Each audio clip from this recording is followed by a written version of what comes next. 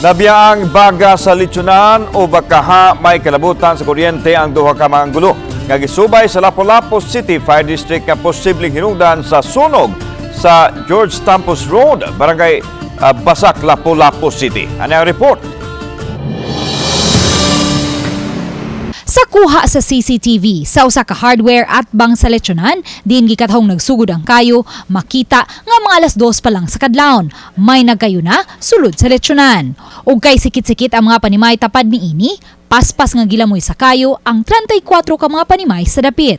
Contradictory sa gisulti sa initially sa mga witnesses, wala gid ay tao nga nisudi nga to, or even kay wala man nisud, wala gid naghaling. So ang ato na lang kuani nga ni is kung naabay nahabilin siguro o naabay na kuan naabay basin kurente ba dito or kanang naabay nagpabilin nga katong uling nga nagsiga pa. Tulo ka mga residente sa dapit ang nahiagom og mga samad ug tunok sa ilang pagdali-dali nga makagawa sa ilang mga panimay.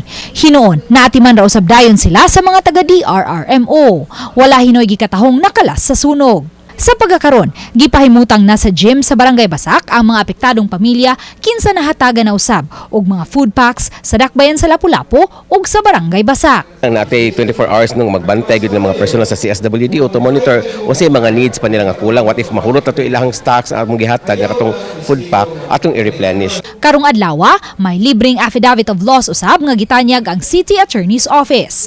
Samtang ang mga nasunugan gipaubos sa seminar kabahin sa fire safety sa mga taga Lapu-Lapu City Fire District. Sukad Enero ning tuiga, kinina ang ikapitong insidente sa sunog nga nahitabo sa dakbayan. Busa subsob ang gihimong pahimangno sa kabomberuhan, ilabi na sa mga barangay nga dunay daghang sikit-sikit nga mga panimay, sama sa Barangay Basak.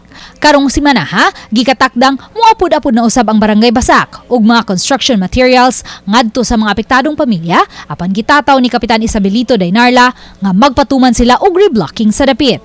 O doon na yung mga panghitabo kalamidad, mga emerhensya, at least na pa sila yung opsyon, alternative mga kasada kay ngaytabo na usaragi ilang agyanan. Nya diha pag sa tubangan sa agyanan ang sunog. So nang layat sa saluyo nga part. Uban ni Marlon Melgazo, Luan Narondina, Balitang Bisda.